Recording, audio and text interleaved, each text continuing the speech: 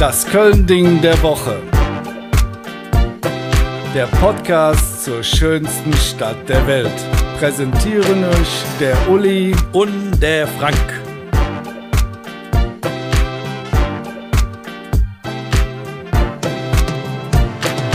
Herzlich willkommen zu einer neuen Ausgabe vom Köln-Ding der Woche und heute mit unserer Rubrik Hürens Kölle. Bei Hürens Kölle schauen wir beide uns aktuelle Themen aus unserer Stadt an und geben unseren Senf dazu. Und heute schauen wir uns ein Thema an, das unsere Stadt gerade bewegt. Hand aufs Herz. Jans Kölle stellt sich doch die Frage, Olympia oder Olympia nee. Ihr habt wahrscheinlich auch alle Post von der Stadt bekommen und keine Sorge, könnt ihr aufmachen, sind diesmal keine Knöllchen drin. Wir dürfen nämlich alle mitbestimmen, ob wir die Olympischen und Paralympischen Spiele hier bei uns an Rhein und Ruhr unterstützen wollen und dabei soll Köln natürlich als Leading City fungieren. So, Uli, was denkst du? Peilt Köln olympisches Gold an oder reicht's am Ende doch nur für die Teilnehmerurkunde der Bundesjugendspiele? Hallo zusammen. Ja, es ist ehrlich eine schwierige Entscheidung. Das Problem ist ja, wir können ja jetzt uns nicht entscheiden und sagen, ein bisschen Olympia vielleicht oder ein bisschen Olympia nein. Jeder, der diesen Wahlzettel bekommen hat, muss sich entscheiden, ja oder nein. Dazwischen gibt's nichts. So. Und ich habe mich eindeutig dazu entschieden zu sagen, ja. Wobei eindeutig nicht ganz richtig ist. Ich habe mich etwas schwer getan mit dieser Entscheidung, aber ich habe auch triftige Argumente, weshalb ich mit Ja stimmen werde. Das ist schön, lieber Uli. Ich habe triftige Argumente, warum ich eher mit Nein stimmen werde, weil neben der ganzen Holzhammer-Werbekampagne, die im Moment so auf uns einprasselt, gibt es auch gute Gründe, warum man das besser in Köln vielleicht nicht machen sollte. Bei der Werbekampagne übrigens, das fand ich ja wirklich sehr lustig. Die haben eine Lichtinstallation gemacht vor ungefähr, glaube ich, 6 Wochen oder sowas. Da wurde dann für Olympia geworben und dafür wurde als Projektionsfläche ausgerechnet das seit 2018 stillgelegte römisch-germanische Museum genutzt. Kann man machen, ist vielleicht ein bisschen doof in der Argumentation anschließend. Ne?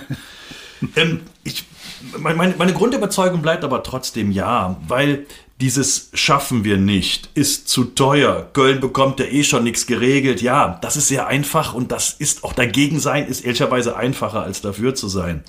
Aber wir hatten mal Zeiten, da wurde Köln wirklich groß gedacht und zwar erfolgreich. Vor ziemlich genau 100 Jahren, in den 1920er Jahren, wurden auch, obwohl es extrem schwierige Rahmenbedingungen waren, der Grüngürtel geschaffen, die Messe gebaut, Fort und der WDR angesiedelt, die Uni und das Müngersdorfer Stadion gebaut, die erste Autobahn erstellt und so ja noch der dicke Bitter nach Köln gebracht. Also insofern, wir können grundsätzlich schon Dinge bewegen. Ja, wir können Dinge bewegen, vielleicht aber auch eher in der Vergangenheit und nicht mehr jetzt. Also wir bewerben uns ja für 2036, 2040 und oder 2044. Also das ist so ein bisschen, ich bin mir nicht ganz sicher wann, aber Hauptsache überhaupt. Ich stelle mir halt auch die Frage, warum wollen wir das denn so unbedingt haben? Sind unsere Kesselchen oder ist die Schatulle vom Herrn Burmeister, ist das so leer, dass wir das unbedingt brauchen, damit wir überhaupt noch irgendwas auf die Kette kriegen hier in Köln, um überhaupt irgendwas Neues zu schaffen? Das erschließt sich mir nicht wirklich, weil, also so wie ich das gelesen habe, wie gesagt, auf der sehr, sehr schön gemachten Homepage zu Olympia, soll der Spaß wohl so rund 4,8 Milliarden kosten. Man prognostiziert Einnahmen von 5,2 Milliarden. Das ist so ein bisschen, wie soll ich das sagen, prognostizieren kann ich natürlich viel, ne? Weil Paris 2024 zum Beispiel, eine sehr, sehr schöne Olympiade mitten in der Stadt, in einer Stadt, hat einen Gewinn von 27 Millionen gemacht und nicht von prognostizierten 400 Millionen. Ehrlich gesagt, ich wäre ja schon mit 27 Millionen zufrieden, wenn wir nicht unendlich viel Geld drauflegen würden. Deswegen unbedingt, ja, der Kostendeckel muss eingehalten werden. Das muss aber auch ganz rigoros gehandhabt werden. Da gibt es jetzt auch nicht so ein bisschen hin und her und sonst was. Aber ich glaube, wir profitieren davon. Es gibt Investitionen, natürlich klar Tourismus etc. Und übrigens auch, nicht ganz uneigennützig, Stadtführer werden in der Zeit Vollbeschäftigung haben. Und zwar maximale Vollbeschäftigung. Also es gibt eine Menge Menschen, die davon profitieren werden. Und ich bin mir fest davon überzeugt, grundsätzlich, wir können das, wir schaffen das. Wenn eine Stadt feiern kann, dann Kölle. Wir haben der Fastelovend, wir haben den CSD, wir haben die Kölner Lichter. Wir können auch Millionen von Menschen in der Stadt managen. Wir haben da Erfahrung, wir bekommen das geregelt. Und wenn ich an die Atmosphäre denke, freue ich mich immer noch drüber, dass wir damals die WM hatten und direkt danach den Weltjugendtag. Es war eine so schöne, tolle, weltoffene, bunte Atmosphäre in der Stadt, die habe ich total genossen. Ja, habe ich damals auch genossen. Nur wir mussten damals nicht ein temporäres Leichtathletikstadion bauen. Ja, also wir werden das Pro ist natürlich, dass ganz viele Austragungsorte, und ich rede jetzt nur von Köln, ich rede nicht von Rhein-Ruhr, sondern nur von Köln, die gibt's ja schon.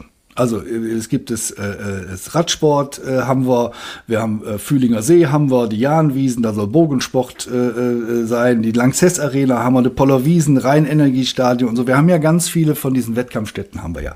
Es soll jetzt aber auch ein temporäres Leichtathletikstadion gebaut werden. Das ist jetzt so der neue heiße Scheiß, den man da so macht. Man baut irgendwas auf und danach baut man das wieder ab. Und rundrum in einem neu geschaffenen, beziehungsweise im Stadtteil Kreuzfeld, den es noch ja nicht gibt, der auch verkehrstechnisch noch überhaupt null angeschlossen ist. Ja, der wird, sage ich mal, die Sportlerunterkünfte sollen da entstehen für ungefähr 17.000 Sportler. Danach sollen diese Sportlerunterkünfte sollen dann in sozialen Wohnungsbau umgewandelt werden oder zumindest in Wohnungsbau umgebaut werden. Könnte man jetzt sagen, ist ja eine super Idee, finde ich auch tippitoppi. Jetzt muss man aber dazu sagen, der IOC gibt vor, wie so Zimmer auszusehen haben. Also man hat ein Zweibettzimmer, jedes Zweibettzimmer hat ein eigenes Bad. Und dann hier wird noch besondere Herausforderungen für die Betten. Aber das ist nur uninteressant. Das heißt, wenn die Olympiade und die Paralympiade ist dann vorbei, dann wird dieses ganze Areal umgebaut. Das heißt, man muss aus diesen ganzen Einzimmer-Apartments, muss man ja dann mindestens 2-3 Zimmerwohnungen machen, die ganzen Bäder wieder rausreißen. Nee, das muss man nicht rausreißen. Nein, das kannst du so konzipieren, dass das nicht rausreißen muss. Das machst du dann mit Modulbauweise. Also rausreißen muss es nicht. Das ist wirklich Quatsch. Nichtsdestotrotz muss es ja finanziert sein. Es muss finanziert werden, das ist was anderes. Das war ja die finanzielle Frage als die Frage des Umsetzens. Ja, also wie gesagt, und das Stadtteil Kreuzfeld, den es noch gar nicht gibt, der ist verkehrstechnisch, wie ich schon sagte, überhaupt nicht angebunden. Es muss eine Anbindung an die A57 sein, es muss eine Zuganbindung sein, weil die Sportler müssen ihre Trainingsstätten innerhalb von 30 Minuten vom Sportlerheim, sage ich jetzt mal, erreichen können. Ist im Moment null gegeben. Aber es könnte doch so der Schub sein dafür, dass das wird. Und du hast ja eben zu Anfang gesagt, wir reden nicht über 2030, sondern wir reden über Zeiträume von heute an, wo man sowas entsprechend planen kann. Und Kreuzfeld kommt sowieso. Und Kreuzfeld wird sowieso an den Verkehr angebunden. Also insofern ist das ja ein bisschen Quatsch zu sagen, irgendwie man muss das extra machen. Nein, der Stadtteil Kreuzfeld wird entstehen und der wird an den Verkehr angebunden. Ich glaube schon, dass das für uns was bringt und ich glaube auch, dass wir grundsätzlich gut liegen. Wir haben einen ICE-Bahnhof, wir haben den Flughafen, wir haben Autobahnen. Wir werden vielleicht auch mal, und das wäre mein großer Wunsch, einen Wasserbus kriegen. Wie verrückt wäre das, dass wir da auch Menschen mit bewegen können. Und ich glaube, ja, Köln würde Olympia gut zu Gesicht stehen und Olympia würde Köln gut zu Gesicht stehen. Ich werde mit Ja stimmen.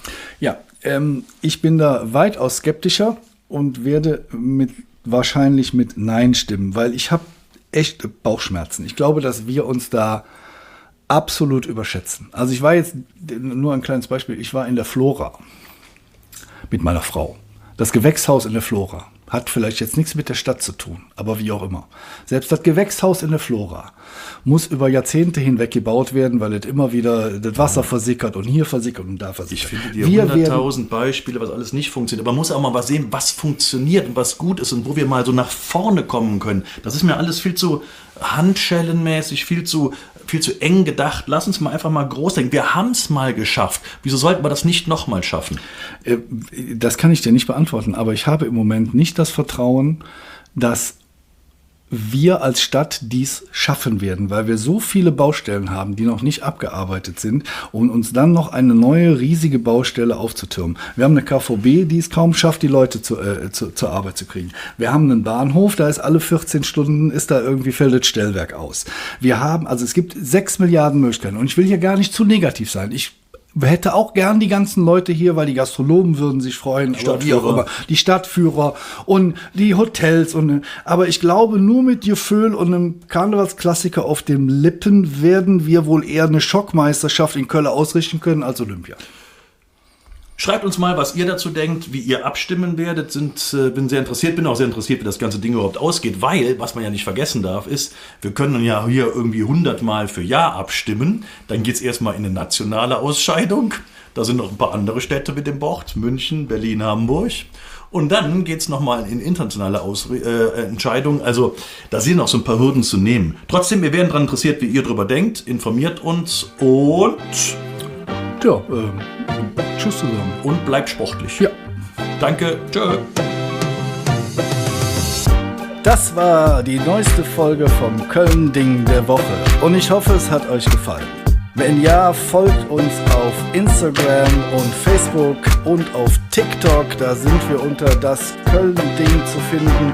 Auch auf Podigy sind wir natürlich zu finden, weil es da unseren Podcast gibt. Und auf Spotify, Apple, RTL Plus, überall da, wo es Podcasts gibt.